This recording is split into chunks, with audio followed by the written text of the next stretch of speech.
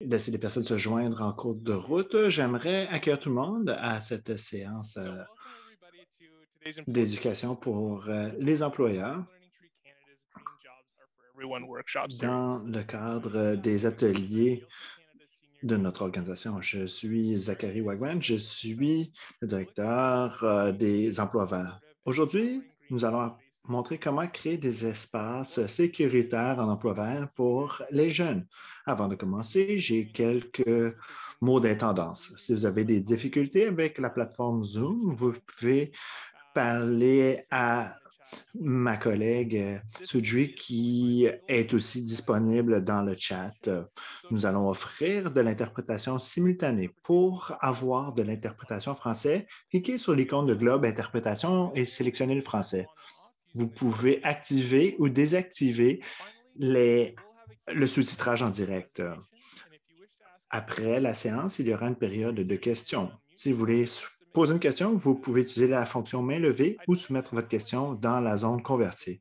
Sienna J'aimerais J. Taylor, présenter Sienna as J. Program Taylor, Manager notre and conférencière. En tant Senior que gestionnaire de Executive projet à for Employing Employ, People to provide Sienna programs travaille avec son expected to équipe pour offrir des promote programmes et des serveurs, entrepreneurship and des employment programmes et des for young services professionals. qui permettent de Sienna jumeler also leads des one immigrants et de nouveaux innovative Canadiens green avec workplace des initiative emplois that disponibles. focuses on supporting Sienna et son équipe lancent une employers nouvelle through initiative pour learning, appuyer les employeurs including pour le education recrutement et la rétention on de equity and nouveaux arrivants, inclusion. And with that, fondée sur I'd like to pass it l'équité et on to Sienna. l'inclusion dans le milieu de travail. Là-dessus, j'aimerais céder la parole à Sienna. Merci beaucoup pour cette présentation.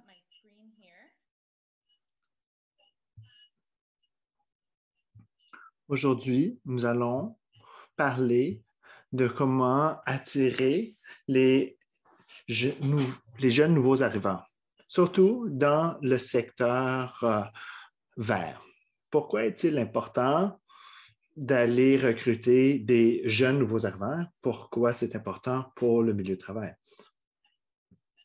Ensuite, je vais parler de bonnes pratiques pour recruter et retenir ces jeunes nouveaux Canadiens. Je vais vous expliquer mes origines.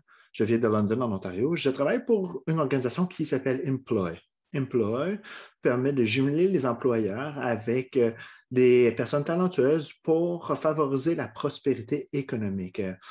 Nous essayons de remplir les lacunes dans le marché du travail. Nous voulons renforcer la reconnaissance et la pérennité des initiatives menées par les employeurs. Nous sommes menés par un conseil d'employeurs. Nous voulons devenir un champion régional pour la défense des intérêts des immigrants cherchant des emplois. Nous avons un programme de jumelage. Nous avons un programme de découverte de talent. Nous avons notre projet d'éducation des employeurs. Nous offrons de la consultation individuelle avec les employeurs pour comprendre leurs besoins. Nous offrons des programmes enracinés dans l'inclusion et l'équité et nous avons de l'aide. Donc, nous offrons de l'encadrement pour les employeurs lorsqu'ils naviguent dans les changements dans le milieu de place et ils cherchent des nouveaux arrivants. Un des programmes les plus importants est notre programme de mentorat des nouveaux arrivants. Nous jumelons les nouveaux arrivants avec des leaders dans la communauté. Nous leur offrons de l'aide quant à la recherche d'emploi, les CV, les entrevues d'emploi et tous les autres éléments connexes dans leur parcours. Nous offrons aussi du soutien pour que les nouveaux arrivants puissent comprendre le contexte canadien de différentes industries. L'importance de l'immigration. Lorsque nous parlons de l'embauche de nouveaux arrivants, nous présumons que nous savons pourquoi c'est important. Évidemment, il y a les dimensions éthiques et morales, mais il y a aussi un intérêt d'affaires. D'ici l'année 2035, 25 de la population canadienne aura plus de 65 ans. Il faut tenir compte du vieillissement de la population. Il devrait y avoir 5 millions de Canadiens qui seront à la retraite d'ici là. Notre ratio d'embauche est de 5 à 1 à une personne retraitée. Bientôt, ce ratio sera 2 travailleurs pour un retraité. Nous allons vivre un départ massif des baby boomers à la retraite. Et le taux de naissance des Canadiens baisse chaque année. les familles canadiennes n'ont pas assez d'enfants pour remplacer la main-d'œuvre. Nous dépendons de plus en plus aux nouveaux arrivants, aux immigrants, aux réfugiés et aux étudiants internationaux pour combler les pénuries dans le marché du travail. Il est donc très important de considérer l'embauche de nouveaux arrivants de tous les âges. Par rapport aux avantages qu'apportent les nouveaux arrivants à l'économie, les immigrants contribuent à un Canada éduqué. En 2019, 56 des immigrants qui travaillaient au Canada avaient un diplôme universitaire. Les immigrants ont une mobilisation politique. Les donateurs des familles d'immigrants sont très généreuses et philanthropes dans le secteur à but non lucratif. Nous savons qu'il y a beaucoup d'avantages à embaucher des nouveaux arrivants dans nos collectivités. Lorsque vous songez à votre milieu de travail, nous savons que la diversité dans le milieu de travail est très bénéfique. D'ici 2032, selon les statistiques que vous avez déjà vues, environ 25 de la population du Canada sera née à l'étranger. Des études démontrent aussi qu'avec une augmentation d'1% dans la diversité ethnoculturelle, nous voyons une augmentation de 2,5 du revenu et une augmentation de 5 de la productivité dans le milieu de travail. Lorsque nous attirons des nouveaux arrivants dans le milieu de travail, lorsque nous augmentons la diversité du milieu de travail, nous avons une meilleure performance dans notre secteur. Lorsqu'on considère le travail qui se fait dans le secteur vert et lorsqu'on considère l'innovation que nous cherchons, les nouveaux arrivants apportent ces connaissances avec eux. Nous savons aussi que 47 des milléniaux considèrent la diversité comme un facteur clé pour choisir un employeur. Nous savons que les personnes qui cherchent des emplois dans le secteur vert vont considérer que c'est une priorité encore plus grande que dans d'autres secteurs. Nous savons que les demandeurs d'emploi qui ne sont pas blancs vont avoir moins de probabilité d'être appelés pour une entrevue d'embauche. Même si notre pays dépend des nouveaux arrivants, nous savons que les nouveaux arrivants peuvent garantir la réussite d'une entreprise ou d'activité. Ils ont encore de la difficulté à combler les postes vacants dans la main-d'œuvre. En plus des statistiques que je viens de partager, lorsqu'on songe aux raisons d'embaucher des nouveaux arrivants dans le milieu du travail, il y a eu différentes organisations qui se sont penchées sur les avantages de leur embauche. Voici les 10 avantages principaux. Premièrement, l'innovation. Lorsqu'on cherche des solutions créatives, nous savons que la diversité y contribue. Il y a différentes perspectives et parfois même des perspectives mondiales. Une augmentation de la créativité, une accélération de la résolution de problèmes, une meilleure prise de décision, une plus grande génération de bénéfices, une réduction du roulement des employés, plus grand engagement des employés, une amélioration de la réputation d'entreprise et une amélioration des résultats. Lorsqu'on songe aux jeunes nouveaux arrivants, nous parlons souvent des étudiants internationaux. Le Canada est la 3e plus grande destination des étudiants étrangers. Il y a beaucoup de personnes qui choisissent le Canada comme lieu d'études, que ce soit au niveau primaire, secondaire ou postsecondaire. Pour ceux et celles qui viennent de l'Ontario, l'Ontario constitue près de 50 de la population d'étudiants internationaux. Entre 60 et 80 des étudiants internationaux ont exprimé un intérêt à devenir des résidents permanents après leurs études. L'une des plus grandes inquiétudes des employeurs dans l'embauche des jeunes nouveaux arrivants, s'ils ne sont pas des étudiants internationaux, c'est qu'on ne sait pas s'ils vont rester. Nous savons qu'ils cherchent différents parcours pour rester au Canada. Les étudiants internationaux contribuent 22 milliards de dollars à l'économie canadienne. Et ils permettent la création de 170 000 emplois. Donc, la question demeure, si nous avons tant de jeunes personnes talentueuses, pourquoi nos provinces continuent d'avoir de grandes pénuries de main-d'œuvre? Avant d'expliquer les détails, j'aimerais partager une petite histoire que j'aime partager dans des séances comme celle-ci. Si vous n'avez pas entendu déjà, j'espère que ça vous donne un peu plus de contexte. C'est l'histoire d'une femme qui est au repas de l'Action grâce de sa famille. Elle est dans la cuisine et elle constate que sa mère coupe les deux bouts du jambon avant de la mettre dans un plat pour aller au four. Elle lui demande pourquoi. Elle dit, je ne sais pas, c'est ta grand-mère qui fait ça comme ça. Tu devrais lui demander. Elle va donc voir sa grand-mère pour lui demander, j'ai remarqué que maman coupe les deux bouts du jambon avant de le mettre dans le plat pour aller au four. Pourquoi tu fais ça? Je ne sais pas, c'est ma mère qui faisait ça. Donc, elle va voir son arrière-grand-mère. Pourquoi tu coupes les deux bouts du jambon? C'est parce que mon plat pour aller au four était trop petit. Je partage cette anecdote parce que parfois, nous faisons les choses parce que nous les avons toujours fait de cette manière. Et si nous ne posons pas les questions sur ces raisons, peut-être que nous allons manquer de belles opportunités. Lorsque nous faisons l'examen du pays, nous voyons bon nombre d'emplois qui ne sont pas comblés pour différentes raisons. Il y a le marché du travail inconnu, caché, mais aussi parce que nous n'avons pas les bonnes pratiques de recrutement et de rétention pour recruter les personnes qui cherchent du travail. Nous savons que les nouveaux arrivants, les jeunes nouveaux arrivants, sont confrontés à différents obstacles lorsqu'ils cherchent des emplois. J'aimerais maintenant vous présenter des pratiques exemplaires afin que les employeurs puissent créer des opportunités d'emploi pour les jeunes nouveaux arrivants et créer des espaces plus inclusifs. La première chose à faire lorsqu'on va engager les nouveaux venus, c'est-à-dire les affichages de postes, c'est bon. Souvent, on crée on affiche une poste. Je vous encourage en fait à aller revoir en fait les affichages et penser à la façon de créer, de l'annoncer. Premièrement, que le langage est très clair. Donc, il faut que la langue soit précise, ce que veut dire, en fait, un titre très, très clair, titre d'emploi très clair, fonction très claire. Des fois, on veut être un peu fantaisiste. On veut dire innovateur, narrateur, créateur de bonheur. Il faut être précis. Il faut que ce soit une langue fonctionnelle, que c'est une description fonctionnelle, que ça décrit exactement. C'est sûr, on utilise l'anglais ordinaire, l'anglais très simple, direct. Ça, on pense à beaucoup de gens qui arrivent au pays, les gens qui sont arrivés.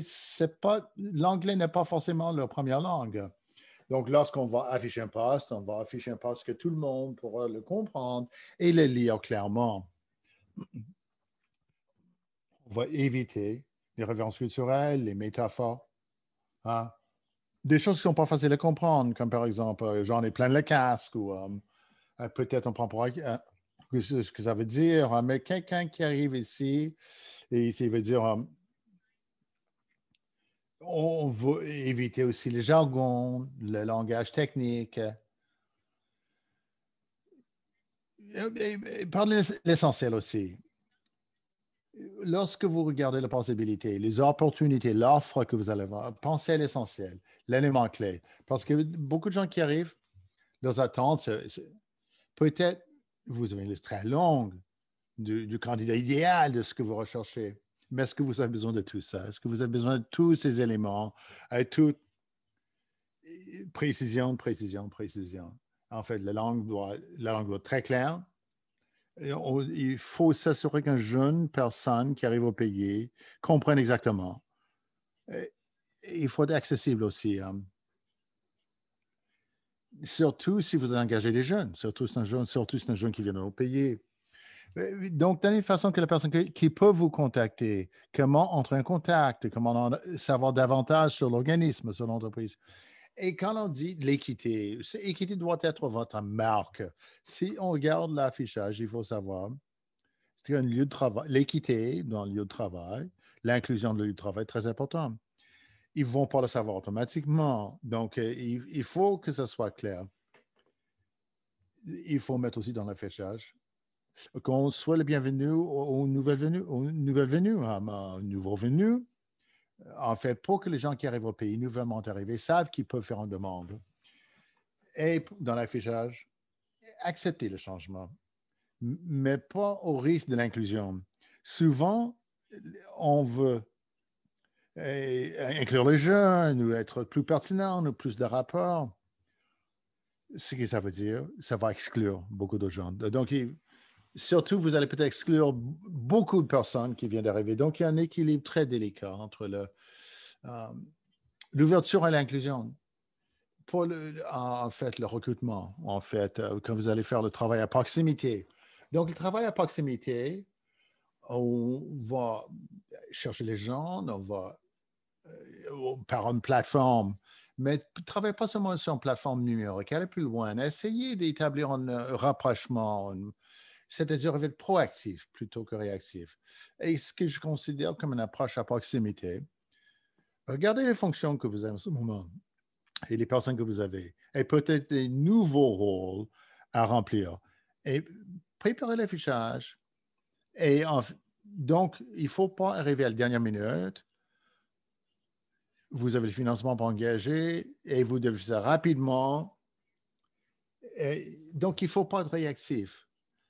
Et donc, il faut le prévoir à l'avance. On se prépare à l'avance. Donc, essayez d'aller rejoindre, contacter et entrer en contact. Souvent, on me dit, lorsque les gens vont embaucher, et surtout si on vise l'inclusion, les personnes nouvellement arrivées, il faut faire, en fait, essayer de faire un rapprochement à la proximité. Et donc, si vous allez élargir votre recherche, non seulement d'aller rejoindre différentes communautés, différents groupes de personnes, même si dans les ressources humaines, vous avez des personnes qui vont être responsables de l'embauche. Pensez à comment d'autres personnes pourraient vous soutenir, en fait, avec le contact dans la communauté. Est-ce qu'il y a des personnes qui font partie de nos réseaux, qui connaissent bien? Peut-être cette personne pourra faire le travail de rapprochement ou de proximité. Il faut travailler avec les bons organismes aussi. Il faut s'assurer que vous n'êtes pas seulement là pour vous faire une plateforme, les plateformes d'emploi, les plateformes de recherche. Donc, il faut chercher vraiment une plateforme qui est unique et différente. Et peut-être fixer des cibles aussi. Si vous ne l'avez pas déjà fait, je vous encourage à prendre le temps de commencer par fixer votre cible. Pas en ce qui concerne d'aller chercher une personne symbolique ou un représentant symbolique. Mais votre stratégie de recrutement doit refléter les communautés dans lesquelles vous opérez. Qui est-ce qu'on peut embaucher? Est-ce qu'il y a des organismes qui vont vous permettre de contacter les personnes nouvellement arrivées, les jeunes? Donc, il y a plusieurs organismes. Je vous encourage à contacter qui vous a aidé dans le passé et élargir les intervenants. Moi, c'est toujours si vous cherchez les personnes nouvellement arrivées, enlevez les centres communautaires. Les centres communautaires, parce que beaucoup de gens centres communautaires deviennent les plateformes ou en fait les pôles d'attraction pour les personnes nouvellement arrivées. Ensuite, il y a le Y aussi, le YMCA, le YWCM, le Y des femmes. Ils offrent beaucoup de programmes pour les personnes nouvellement arrivées, pour les nouveaux immigrants. C'est sûr que les agences d'établissement, services d'établissement, avec les services d'établissement, selon la recherche, 60% à 90% n'entrent pas en contact avec ces agences-là. Alors, c'est pour ça que je mets en troisième. Je mets les centres communautaires et les Y en deuxième. Parce que moi, certaines qu'on entre en contact, il y a aussi des réseaux ou associations multiculturelles qui existent. C'est des endroits parfaits pour aller rejoindre organismes, agences d'emploi aussi. Aller chercher qu'est-ce que vous avez comme agence ou comme agence d'emploi ou qui offrent des services aux les personnes nouvellement arrivées.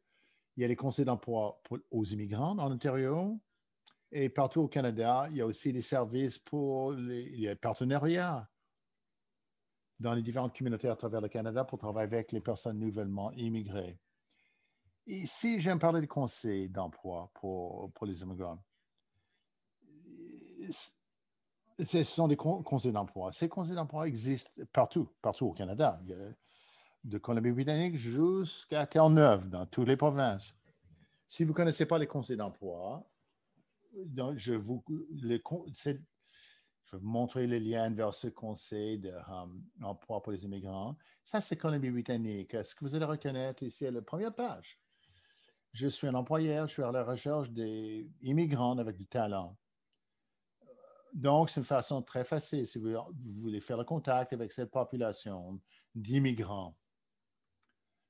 Comme je vous ai dit, ces conseils font partie d'une réseau national. Colombie-Britannique, en Alberta, il y en a plusieurs en Ontario. Ça existe à Terre-Neuve, en Nouvelle-Écosse, Nouveau-Brunswick. Mais c'est une excellente. Vous pouvez avoir, vous avez accès aux ressources qu'ils offrent et ils vont vous permettre de faire le contact direct avec les différents groupes d'immigrants. Et ils peuvent être très utiles dans vos recherches de talent. Deuxième ressource, les services partout au Canada. Le gouvernement du Canada fait des services pour les nouveaux immigrants. Et il y a des plateformes pour les identifier.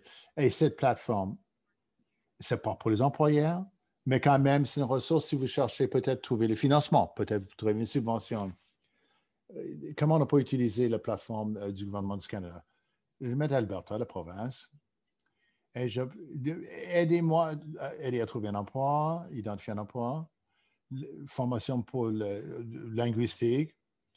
Vous allez voir plusieurs personnes d'organismes qui offrent formation, enseignement de la langue, aide à la vie quotidienne, recherche d'emploi. Comme employeur, si vous cherchez à entrer en contact avec les jeunes nouveaux immigrants, c'est une autre ressource très, très, très précieuse. Vous voyez combien d'organismes, beaucoup de services communautaires. C'est une excellente façon, en fait, d'entrer en contact avec les personnes. Ce que je vous encourage à faire, au fur et à mesure que vous cherchez travail avec les nouveaux immigrants, faites quelque chose de différent. Il ne faut pas tout simplement aller chez Winston, ou Monster ou les affiches d'emploi. En fait, il faut vraiment rapprocher les communautés précises que vous cherchez à identifier et à attirer. En plus, j'en parlais de dépistage. On commence par l'affichage de poste, ensuite on fait le recrutement, mais il faut faire un peu de triage ou dépistage. Lorsque les gens arrivent, lorsqu'ils vont faire la demande, ils ont une chance égale en fait, d'avoir accès à l'emploi. Le triage, c'est la première chose. Quand je parle de triage, vous avez plusieurs résumés. Vous allez peut-être... comment est-ce que vous allez peut-être... vous allez avoir un processus de sélection. Premièrement, enlevez les noms des résumés. Enlevez les noms complètement, en fait, pour que les personnes... Ça vous permet de réduire certains préjugés. N'utilisez pas les noms. Donc, enlevez les noms dans les résumés. Une autre suggestion, demandez à plusieurs personnes de lire le résumé. Donc, plusieurs lecteurs du résumé. Pensez aux compétences qui sont essentielles et aux compétences qui sont essentielles. Faites la différence, la distinction. Donc, l'évaluation de l'expérience, on parle de... Quand vous pensez, peut-être les personnes viennent de nos pays, peut-être leur expérience aura l'air peut-être très différente. Donc, il ne faut pas chercher la personne qui est idéale, qui a plein d'expérience. Mais je dis, qu'est-ce que c'est vraiment dont j'ai besoin pour cette jeune personne qui arrive? Donc, c'est sûr, évaluer l'expérience, ça dépend de la fonction. Si vous cherchez une personne est déjà inscrite dans un établissement scolaire, postsecondaire, donc c'est déjà quelque chose. Mais si les personnes font ses études à l'extérieur du Canada, ça ne veut pas dire que son éducation est inférieure. Les employeurs, souvent, ils vont dire que la formation au Canada, l'éducation canadienne, est supérieure à l'éducation étrangère ou dans d'autres pays. Ce n'est pas nécessairement vrai. Donc, il faut éviter ce préjugé-là aussi. Il faut avoir des compétences communicationnelles, exactement. Si on regarde capacité de la personne de communiquer, des tâches de communication. Souvent, on va poser des questions très générales, comme communication efficace. Ce qu'on aimerait prendre en considération, peut-être on va regarder un bassin de candidats où l'anglais est deuxième langue. Mais de quoi est-ce que j'ai besoin comme communication? Et soit très précis. Peut-être des personnes ont une très bonne compétence écrite. Ils peuvent lire. Mais certaines personnes sont en train d'apprendre la langue, sont des apprenants. Donc, identifiez de quoi vous avez besoin. Laissez les personnes venir, venir à l'entrevue. Surtout si c'est quelque chose qui pourrait être... les temps que les personnes ont passé dans un ancien emploi. Parce que beaucoup de jeunes, ils n'ont pas beaucoup d'expérience. Donc, ils font du travail contractuel, ils font du travail, saisonnier. Donc, si vous voyez que ce travail à court terme, il ne faut pas être influencé, il ne faut pas exclure des personnes parce qu'on pense son travaux ont toujours été de courte durée. Meilleure pratique à l'entrevue. Lorsque nous passons à l'entrevue des jeunes et les nouveaux immigrants, il faut penser des considérations interculturelles à prendre en considération. Donc, premièrement, exprimez vos attentes. Pour tout le monde, c'est important. Mais les personnes qui arrivent nouvellement, c'est exprimer vos attentes avec des détails. Code vestimentaire, ce que les personnes doivent apporter ou ce que les personnes doivent connaître à l'avance. Si vous n'êtes pas capable de lire la personne, les personnes qui ont la capacité de lecture, est-ce que c'est suffisant? C'est sûr que les personnes qui prennent l'initiative, mais on veut que les gens comprennent leurs responsabilités, comprennent leur fonction. Même, il n'y a rien dans l'entrevue qu'on peut dire aux personnes nos attentes, on peut exprimer nos attentes. Et c'est sûr, éliminer les préjugés dans l'entrevue, même par les questions. Si vous posez une question différente, si vous trouvez quelque chose qui est un rapport personnel, ça peut changer l'impression de la personne, surtout si vous... Il faut avoir un panel, en fait, diversifié, plusieurs personnes, parce que vous posez les mêmes questions à tous les candidats. Donc, il faut donner des questions plus favorables aux uns qu'aux autres. Donner des formations à vos gestionnaires sur la sensibilisation interculturelle. Si vous voulez faire, en fait, la formation en relations interventionnelles, formation en inclusion, c'est une très bonne idée, en fait, de poursuivre ces formations et d'offrir ces formations à vos ressources, en ressources humaines. Et c'est très important pendant l'entrevue aussi. On doit utiliser le langage simple et très bon exemple. Une fois, on a eu une entrevue avec une personne et une des questions qu'on a posées, qu'est-ce que vous amenez à la table? Moi, j'aimerais de la nourriture à la table. Il dit, peut-être il n'était pas sérieux. Mais la personne qui a répondu à la question, il n'avait jamais entendu l'expression amener quelque chose à la table. Et c'est une référence culturelle qui l'a dépassé. Évitez ces références. Utilisez le langage simple, sans métaphore. Et surtout, n'utilisez pas des expressions, des références culturelles qui ne sont pas accessibles à tout le monde. Surtout pour les personnes qui viennent de nos pays. Et la clarté. Et si jamais vous avez une réponse un peu confuse, un peu mêlée, ça vous permettrait de clarifier la situation. Quelque chose qui est toujours vrai, il faut toujours encourager à parler ouvertement du salaire. S'assurer. En fait, que vous donnez une gamme salariale ou une échelle salariale. Parce que c'est sûr qu'il y a disparité de revenus partout. Il y a des gens qui sont et des personnes qui sont...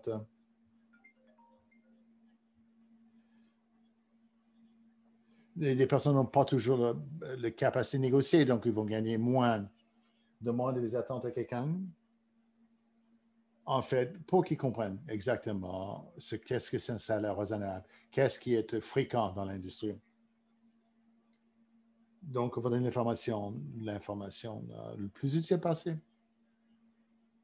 Voilà qui résume en ce qui concerne les meilleures pratiques. Dernière chose que j'aimerais dire avant de répondre aux questions, l'histoire du rôti. Maman et grand-maman faisaient cuire le jambon. Pourquoi est-ce qu'on fait ce qu'on fait? De la façon qu'on a l'habitude de le faire. Pourquoi est-ce que les pratiques de recrutement suivent toujours le même patron? Donc, il faut poser la question, pourquoi est-ce qu'on le fait?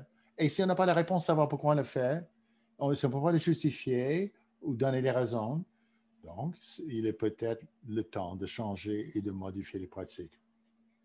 Et je peux vous garantir, avec ces pratiques, ça va non seulement, en fait, vous permettre de rejoindre les jeunes talents, mais aussi toutes sortes de personnes, des personnes que vous n'aurez jamais rejointes auparavant. Moi, je le vois comme une belle occasion d'élargir l'offre que vous avez et d'améliorer les pratiques qui sont déjà existantes. Comme nous le savons tous, plus nous avons de diversité dans la main-d'œuvre chez les employés, en termes d'âge, en termes de diversité culturelle, ces personnes vont amener une perspective diversifiée, des idées innovatrices qui sont utiles non seulement pour l'organisme, mais pour le travail que nous cherchons à faire, en fait, pour avoir une... Maintenant, j'ouvre la période des questions. Si vous avez des questions, là.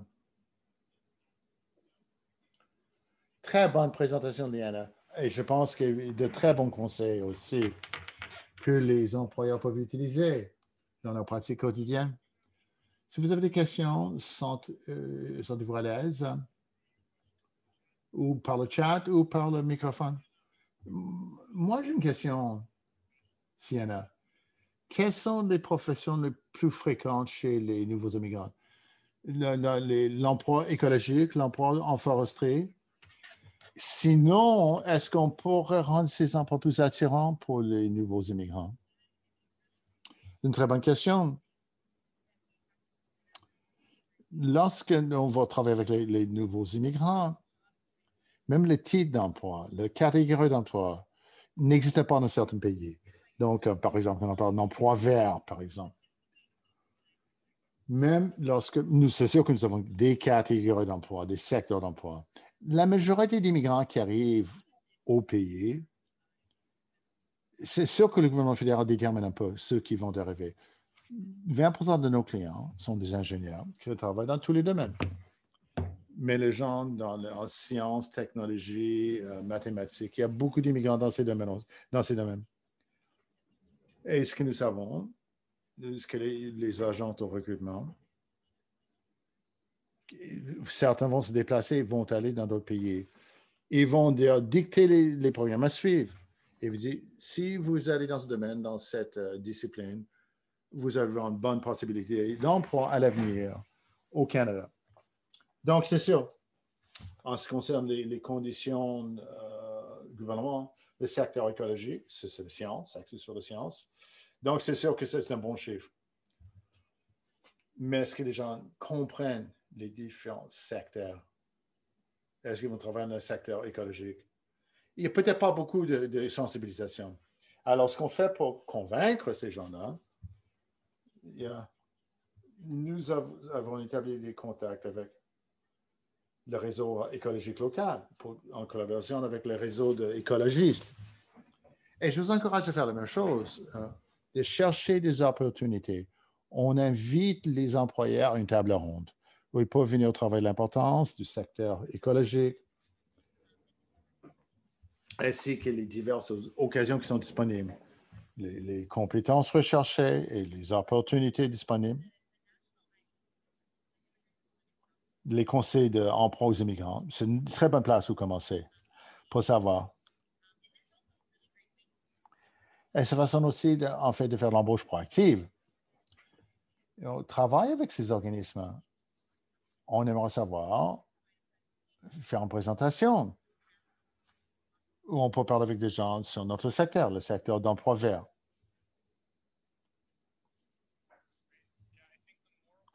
Je pense que la plus façon qu'on peut faire collectivement, on peut faire passer le mot. Donc, qu'est-ce que soit la demande de notre secteur? Donc, il faut essayer de savoir quelle soit la demande. Miona, vous avez une question?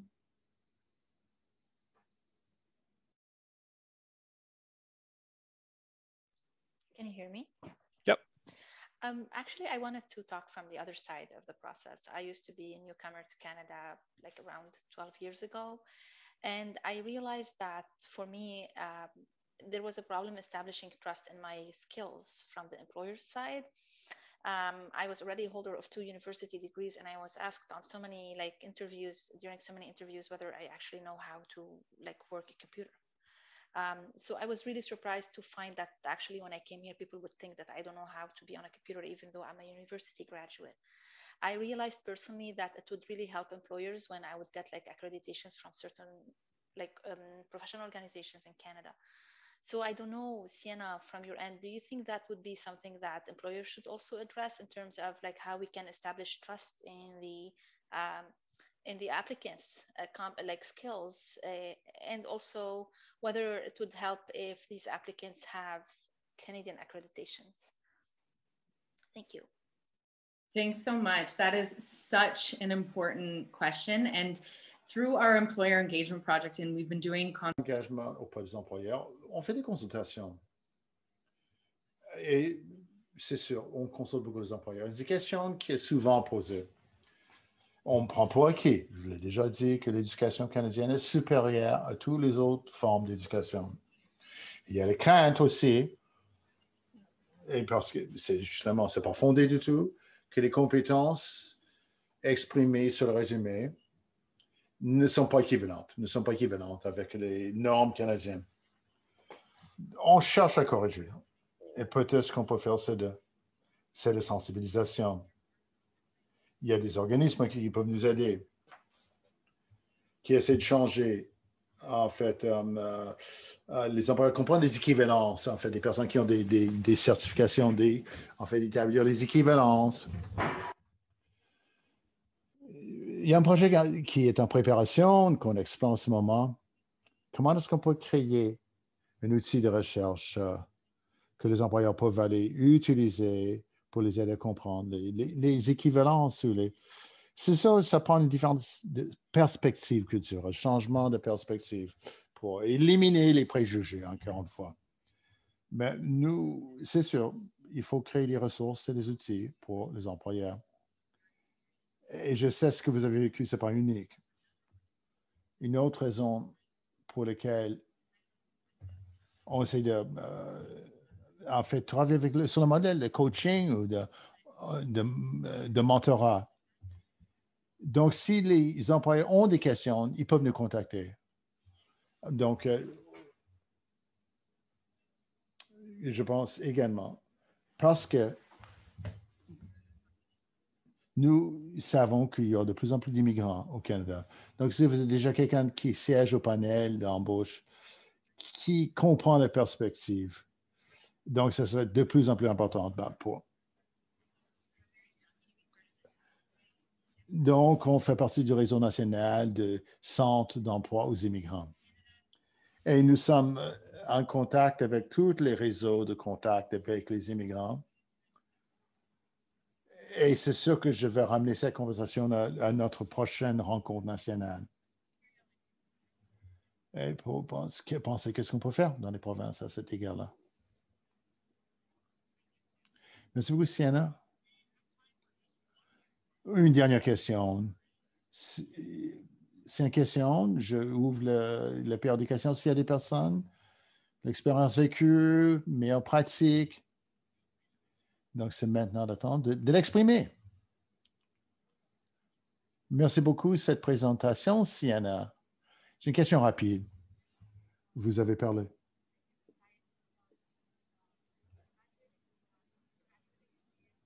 Comment évaluer l'expérience d'une jeune immigrant? Avez-vous des conseils comment on peut bien évaluer son expérience afin d'être juste avec les jeunes et qu'on attire la bonne personne? Une autre bonne question. Ce que je dis toujours aux gens, juste parce qu'une personne n'a pas fait le travail auparavant, qu'il n'est pas capable de le faire. Surtout chez les jeunes. Même vous pensez que les jeunes qui sont ici, qui sont arrivés en immigrants ou en réfugiés, donc ils ont peut-être beaucoup de capacités. Donc des personnes qui peuvent surmonter les barrières, ils ont une capacité d'apprentissage qui est incroyable. La preuve est qu'ils sont arrivés jusqu'ici. Donc en plus, pour évaluer l'expérience, ce que je vous encourage à faire, il ne faut pas prendre pour acquis que vous comprenez ce qui est sur le résumé. Dans la personne de possibilité, de donner un exemple de sa compétence par un test ou en situation d'exemple. En fait, il ne faut pas essayer de faire une embuscade pendant le... donner les personnes un petit responsabilité, un petit projet, voir comment la personne puisse réussir. Parce qu'il faut savoir qu'est-ce que je veux de cette personne dans cette fonction. Est-ce que je peux donner l'occasion à la personne? C'est la même chose pour les barrières linguistiques. Donner les personnes la possibilité, une première possibilité. Parce que l'entrevue peut faire peur. En fait, ensuite, il y a toutes les autres complications linguistiques.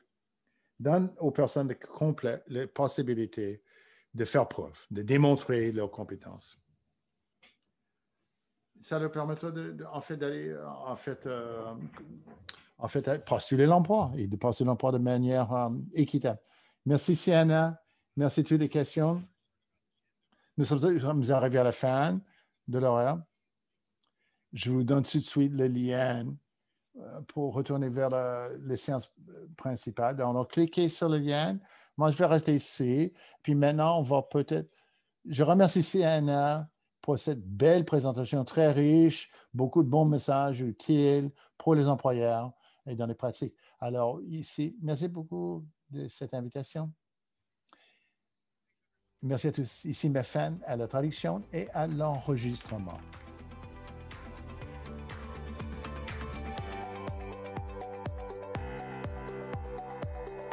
Formez les prochains chefs de file en foresterie et en conservation.